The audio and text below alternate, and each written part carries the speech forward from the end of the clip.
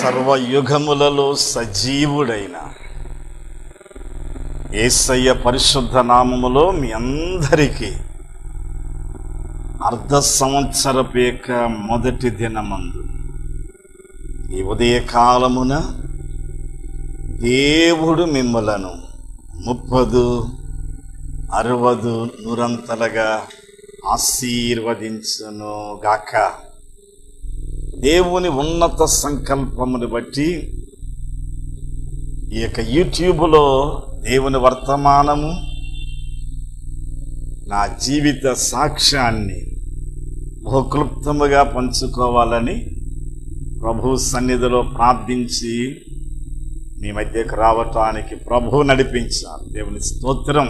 ఇదే ఆఖరు ECI Telugu church pommel ఐడిలో ఆఖరు యూట్యూబ్ వర్తమానములను ప్రారంభించిన మొదటి నుండి ఇప్పటి వరకు ప్రతి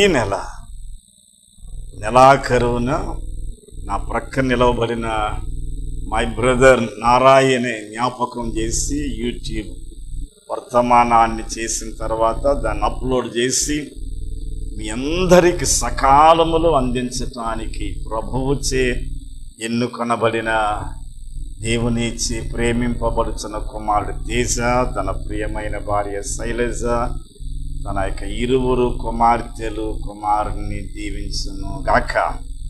ఆమేన్. ఈరోజు మీ మధ్య చేయాలని ప్రభు దగ్గర ప్రార్థించి పొందుకునేటువంటి సందేశం యొక్క అంశం ఏదనగా రెమనెంట్,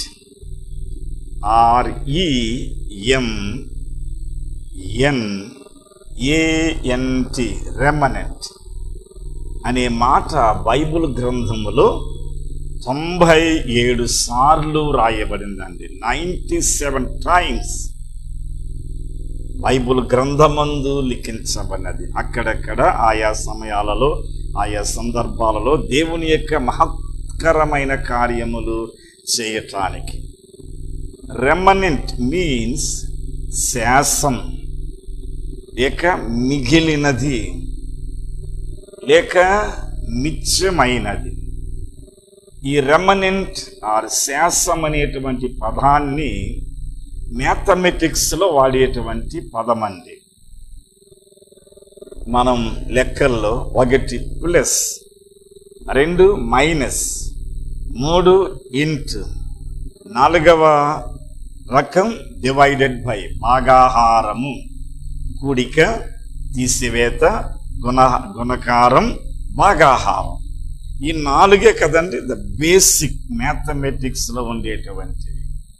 అందులో భాగాహారం, డివైడెడ్స్, పెరుకుదల్ అంటాం కదండి తమిళ్లో. ఈ యొక్క విభాగించేటప్పుడు ఒక పెద్ద సంఖ్యను చిన్న సంఖ్యతో విభాగించేటప్పుడు విభాగించి కూడగా నా చిన్న వయసులో నేర్చుకునే దినాలలో ఈ ప్రక్కన ఒక బ్రాకెట్, ఈ ప్రక్కన ఒక బ్రాకెట్ ఉంటుందండి. అవునండి, మీరు కూడా చదివిన వారే. ఇప్పుడు రకరకాలుగా మారిపోయింది. ఎడమ వైపున ఆ పెద్ద సంఖ్యను విభాగించే ఆ చిన్న సంఖ్య ఉండను, కుడి వైపున దాని ఆన్సర్ వేయాల. అప్పట్లో నాకు నేర్పిన బ్రాహ్మణ టీచర్ ఎడమ చెవి కుడి చెవి అని చెప్పినటువంటి వారు.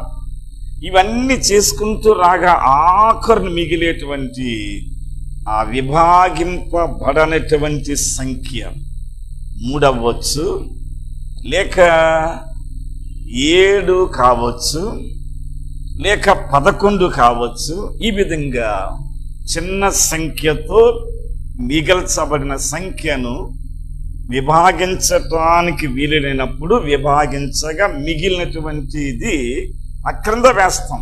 అదే శాసం, రెమనెంట్ అని అంటాం.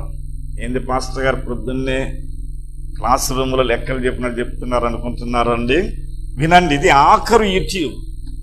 ఆ రెమనెంట్ అనే మాట బైబుల్ గ్రంథములో 97 సార్లు రాయబడిందండి. ఎక్కడెక్కడ అని ఒకవేళ మీకు చెప్పాలని దేవుడు నన్ను ప్రేరేపించి చెప్పదలించితే ఒక 2 రోజులు టైం పట్టుద్దండి. అందుబట్టి 97 సార్లు మీ దగ్గర బైబుల్ కామెంటరీ ఉన్నా లేకపోయినా ఎడల అకరాది ఉన్నప్పటికీ మీరు అందులో చూస్తే మీకు చాలా తేలికగా కనిపెట్టగలరు. శాసం చాలా విలువైనదండి. మనుష్యుల దృష్టిలో అది పనికిరానిది, బట్ దేవుని యొక్క దృష్టిలో ఘనమైనటువంటిది. ఎన్నిక లేని సంఖ్య ద్వారా ఎన్నశక్యము కాని కార్యములు చేసేటువంటి దేవుడు, ఆది సంభూతుడైన దేవుని దివ్య స్వరూపియగు తండ్రి చేయు కార్యాలు. పెద్ద సంఖ్యతో, పెద్ద జనాభాతో ఆయన తన కార్యాలు చేయడు, చేయనేరడు అని బైబుల్ సెలవీయబడుతూ ఉన్నది. ఈ యొక్క May end, June beginning or June ending సంవత్సరములో ఈ యొక్క దినాలలో ప్రభుత్వ ఉద్యోగులకు, ఈ దినాల్లో ప్రభుత్వ ఉద్యోగాలు చేసిన, టెంపరీ ఉద్యోగాలు చేసిన, కాంట్రాక్ట్ బేసిక్లో చేసిన రిటైర్మెంట్ అని ఒకటి ఉంటుంది కదండి. Retirement means stop the work. అంతవరకు 40 సంవత్సరాలు, 45 సంవత్సరాలు, 50 సంవత్సరాలు, 38 సంవత్సరాలు, 39 సంవత్సరాలు చేసిన తర్వాత రిటైర్మెంట్ అనేటువంటి మాటకు the dictionary means stop the work. ఇక అతని పని ఆపివేయాలండి. ఫర్దర్ వర్క్ ఉన్నదో లేదో తెలియదు. కానీ దేవుని సేవకులైన సేవకులకు, దేవుని సేవకులు సాక్ష్యాలు చెప్తారు కదండి. నా తల్లి గర్భములో ఉన్నప్పుడే నేను నిన్ను నా పరిచర్య కొరకు ఏర్పరచుకున్నాను అంటే తల్లి గర్భములో ఏర్పరుచుకున్న దేవుడు జన్మనిచ్చి అతన్ని పెంచి పెద్ద చేసి యవన ప్రాయములో అతన్ని రక్షించి తన సేవకు అభిషేకించి తన సేవలో 40 లేక -41 years వాడుకున్న తర్వాత ఒక డినామినేషన్లో గనక పనిచేస్తే రిటైర్మెంట్ ఉండును.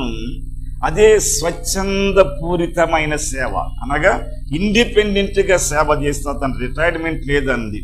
సచ్చే వరకు తన సేవ తన సంఘములో, తను కట్టిన సంఘములో తనకి దేవుడిచ్చిన విశ్వాసాలను ఆత్మీయతలో ప్రార్థనలో విశ్వాసములో వారిని పెంచి తన యొక్క శ్వాస విడిచిన తర్వాత అతని యొక్క వారసుడు ఎవరు ఆ సేవ కొనసాగిస్తారు.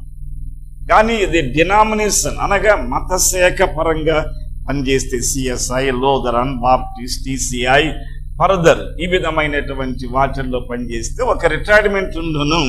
ఆ retirement certain age 67 years or 70 years 67 లేక 70 సంవత్సరాల లోపల రిటైర్మెంట్ అంటారండి. అది నా కాన్సెప్ట్లో, నా దృష్టిలో అది నా మనసుకి ఇష్టం లేనటువంటిది.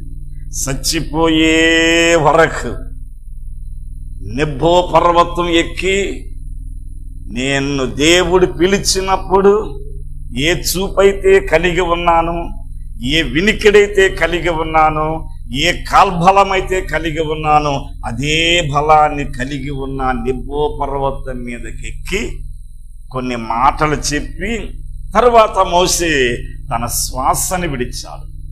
దేవునికి స్తోత్రం.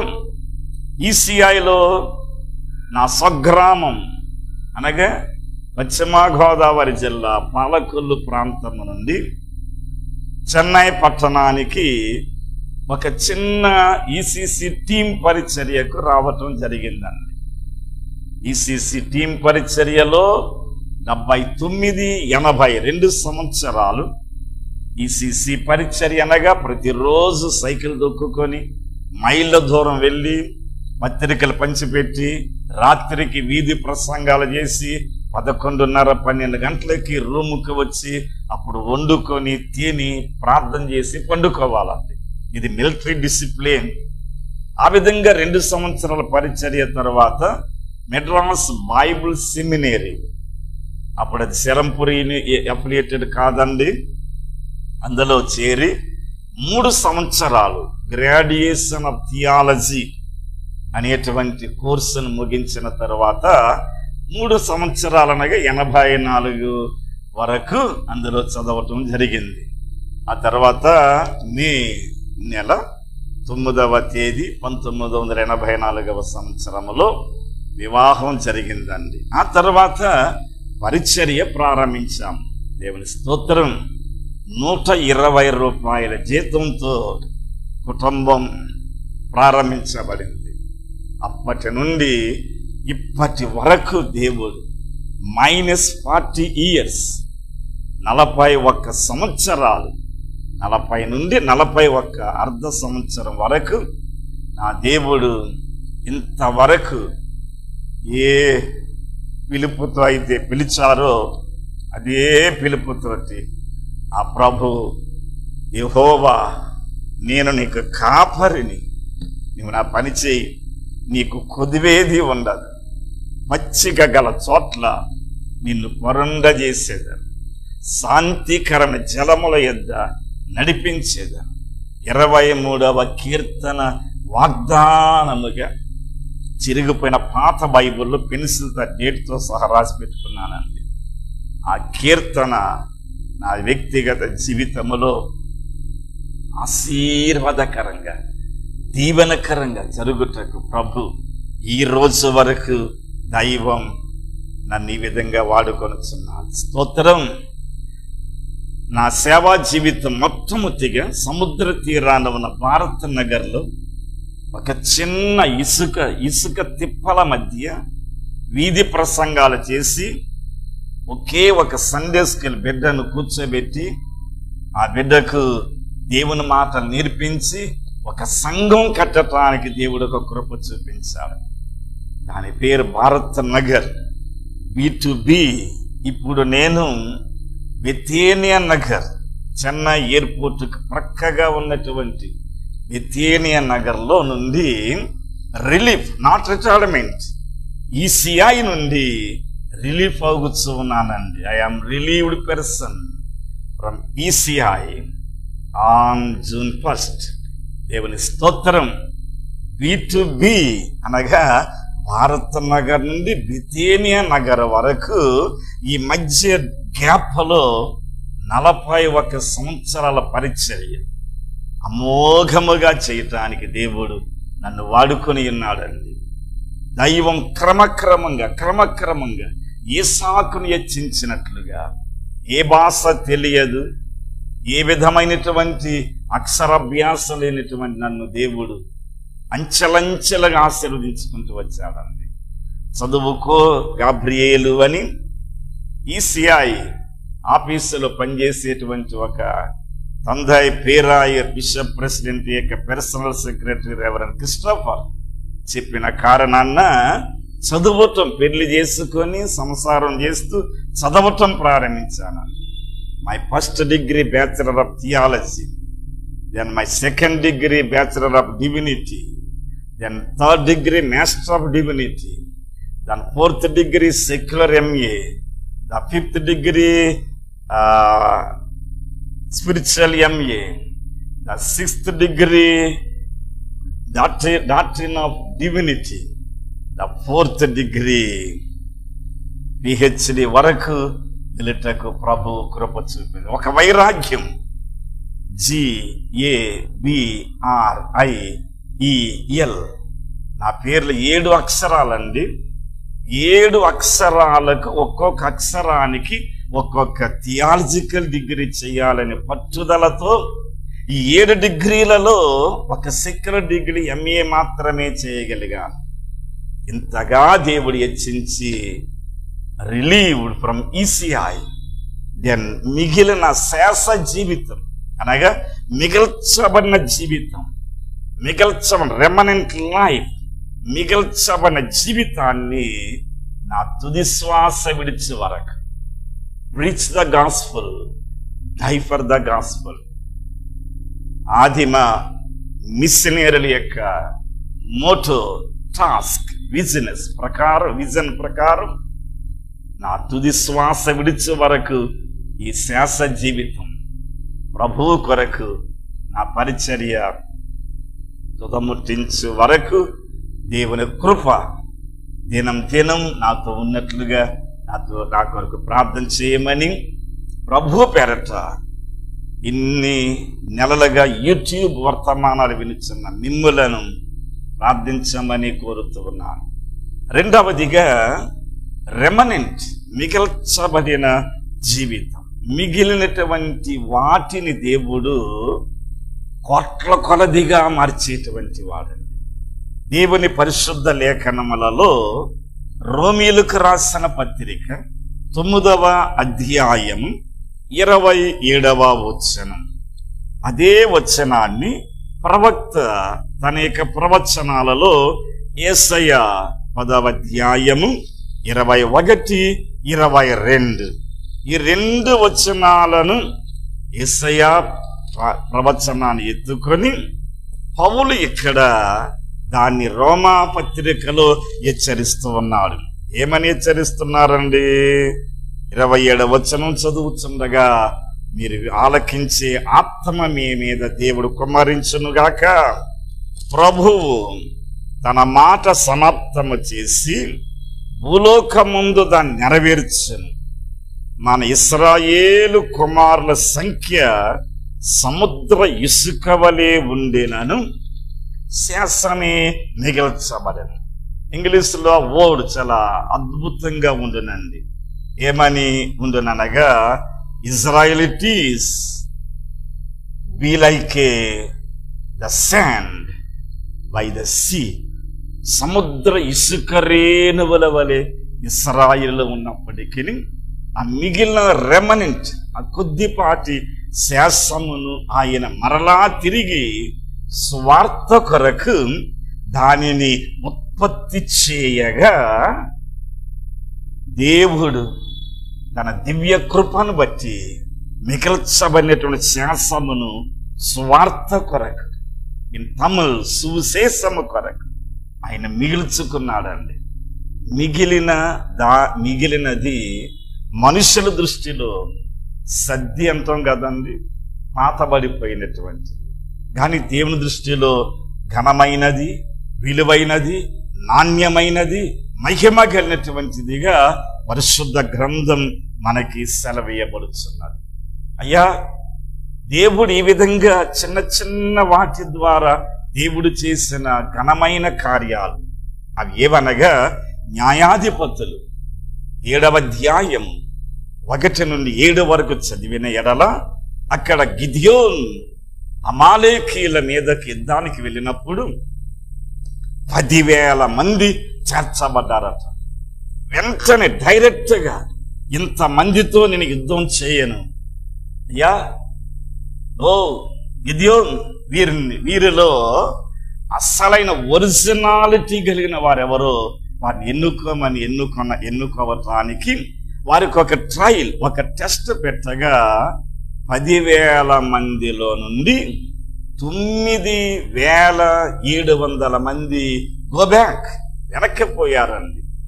300 మంది తోటి దేవుడు మహా గొప్ప కార్యాన్ని చేశాడు. రెమనెంట్, మిగల్చబడిన దాని ద్వారా దేవుడు చేసిన ఒక మహా గొప్ప కార్యం. మీ ఉద్యోగాలలో నుండి రిటైర్మెంట్ అవ్వబోవచ్చున్నటువంటి దేవునిచే ప్రేమింపబడుచున్న వారలారా, కృంగిపోవద్దు, వ్యసన పడవద్దు.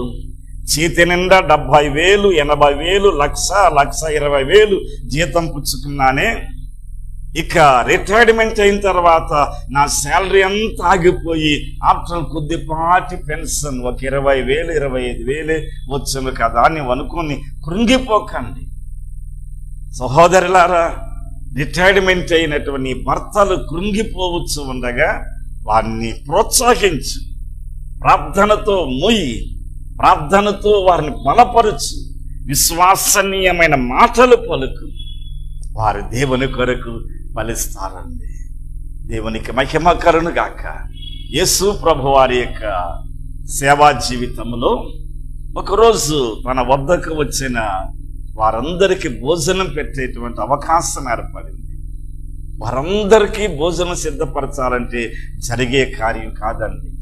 మత్తయి వ్రాసిన సువార్త 14వ అధ్యాయం 20వ వచనం చదవగా, అప్పుడు వారి శిష్యులలో ఒకరు వచ్చయ్యా, వారు వచ్చి 3 రోజులయ్యింది, వారికి ఆహారం పెట్టకపోతే దారిలో వారు మూర్ఛిల్లి పడిపోతారు, కాబట్టి వారికి ఆహారం పెట్టమన్నప్పుడు యేసయ్య వెంటనే ఆయన తడుముకోకుండా మీరే వారికి ఆహారం పెట్టన్నాడు.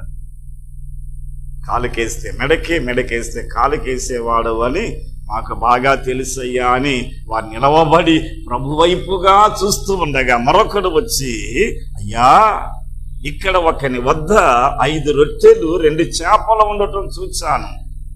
ఈ యొక్క ఆహారం పాలస్తీనా దేశంలో ఒక నిరుపేద పూరెస్ట్ ఒక దళితుని యొక్క ఆహారం.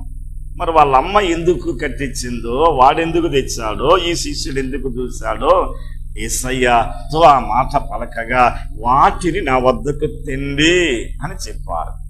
చెప్పిన వెంటనే అందులో మరొకటి అవిశ్వసనీయమైనటువంటి వాళ్ళు ఉంటారు కదండి, ఇది ఏమాత్రం, ఇంతటి జనాంగానికి ఇది ఏమాత్రం.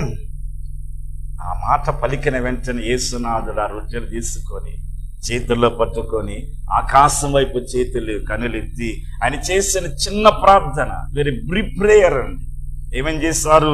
తండ్రి, నీవు నా ప్రార్థన వినుచున్నందుకు నీకు కృతజ్ఞతాస్తుతులు చెల్లించుచున్నాను. స్తోత్రం అని లేదండి, కార్యానికి ముందు స్తోత్రం అని పలకాలి, కార్యం ముగించిన తరువాత థ్యాంక్స్ గివింగ్ అని అంటామే.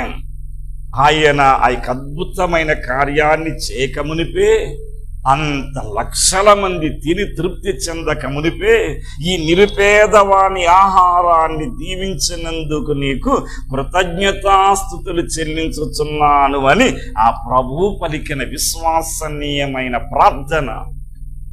దేవుని యొక్క పరిశుద్ధ నామమున కృంగి కుమిలి రిటైర్మెంట్ అయిపోయారే, ఈ బిడ్డలకి వివాహాలు ఎలాగ చేయాలి, ఇల్లంటూ కట్టుకోలేదే, ఎలాగిల్లు కట్టాలి, లోన్స్ అంటూ ఉన్నవే, లోన్లు తీరలేదే, అప్పుల భారం ఎక్కువైపోయింది, అప్పులు ఎలాగో తీర్చాలని కృంగి కుమిలిపోవచ్చు ఉండగా షుగర్ లెవెల్ పెరిగిపోవునండి, బీపీ పెరిగిపోవును, బలహీనతలు వచ్చును. తర్వాత మన ఊపిరికే ఇబ్బంది ఏర్పడు. ప్రభు సేవకునిగా నీతో చెప్పుచున్నాను, ఈ యొక్క అద్భుతాన్ని ఆయన చేసింది నీవు నేను బలపరచబడటానికి, రెమనెంట్ శాసంగా మిగిల్చబడినటువంటి మనలను దేవుడు ఆశీర్వదించేటువంటి వాడండి, బలపరిచేటువంటి వాడు. అనేకులకు ఆహారముగా, అనేకులకు ఆత్మీయ ఆహారముగా, అనేకుల కొరకు ప్రార్థన దీపము యొక్క దీపపు వెలుగును ప్రకాశింపచేయటానికి నా దేవుడు నిన్ను లేవనెత్తునుగాక. Rise up from your worries, నీ విచారముల నుండి లేచి ప్రకాశించు. ఎఫెసీయులకు రాసిన పత్రిక 5వ అధ్యాయములో వ్రాయబడినట్లుగా క్రీస్తు నీ మీద ప్రకాశించును గాక. ఆఖరువుగా రెమనెంట్ అనేటువంటి ఆ పదములో ఎన్ని అక్షరాలను తెలుసండి? REMNANT 8 అక్షరాలు ఉన్నవి. ఈ 8 అక్షరాలు పేపర్ మీద రాసి 5 అక్షరాలు ఆర్ దగ్గర నుంచి మొదలుపెట్టి